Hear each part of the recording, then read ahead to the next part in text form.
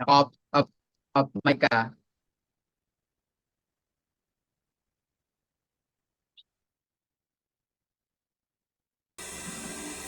So gumawa na po ako ng folder dyan.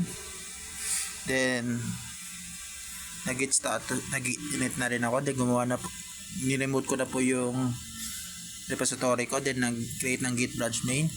Nag-git status po ako. Then no commit yet. Then may 2 files po ako na hindi pa na-add. Kaya git add dot. Then nag-git status po ako. So nalagay na po siya sa ano natin. Then magko-commit na po tayo. Git commit first m-m first commit. Yan po. Ito na git lad first commit. And gagawin po natin ngayon is update po tayo.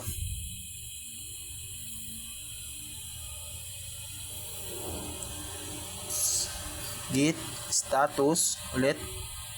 Yan, nag-modified na po siya. So, nakalagay po dyan, git add muna natin siya ulit.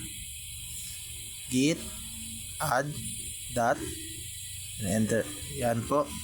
Then, magko-commit ulit tayo. Git commit dash m station update 1.py. So, na-update na po siya. Ngayon po, ang gagawin po natin is magpo-push po tayo.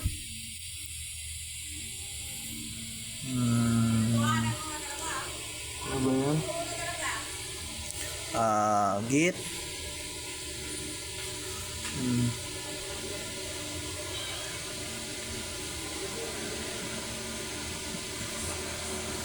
git wait lang sir, nakalimutan ko. Git push dash u origin main.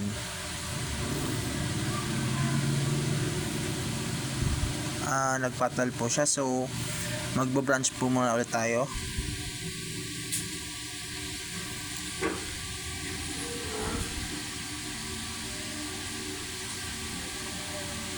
Git the branch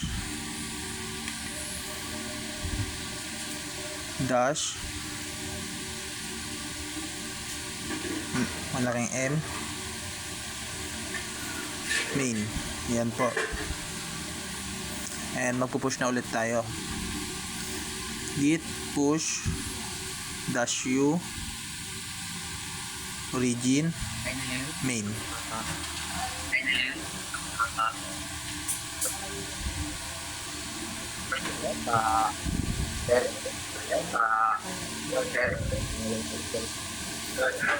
Then mapupunta na po yan sa GitHub.